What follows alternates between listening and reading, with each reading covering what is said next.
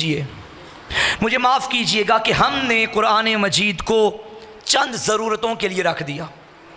उनमें से एक क्या, घर का कोई फ़र्द दुनिया से चला गया तो हमने कुरान मजीद अब निकाला, जी पढ़िए इसाले सवाब के लिए।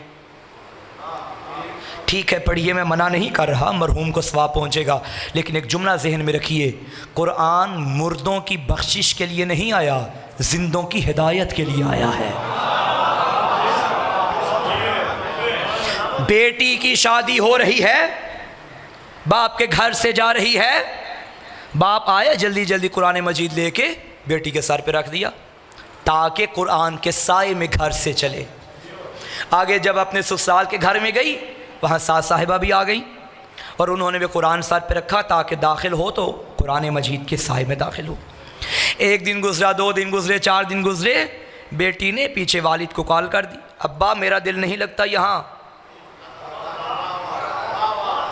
अब्बा मैं यहाँ राज़ी नहीं, मैं तो आपके घर में ही अच्छी थी, मुझे यहाँ कहाँ भेज दिया। अच्छा कुरान के साए में आपने क्यों भेजा था? ताकि सुकून में रहे। कुरान के साए में क्यों भेजा था? ताकि इसे तकलीफ़ का सामना ना करना पड़े। कुरान के साए में क्यों भेजा था? ताकि इसका घर जन्नत बन जाए। वो तो परेशान बैठी है। बात पहुँच रही है मेरी या नहीं पहुँच रही? तो वो क्यों परेशान? भाई बेटी को कुरान के साए में भेजने का तब फायदा होगा जब बाप के घर में भी कुरान के मुताबिक अपनी जिंदगी को गुजारती होगी।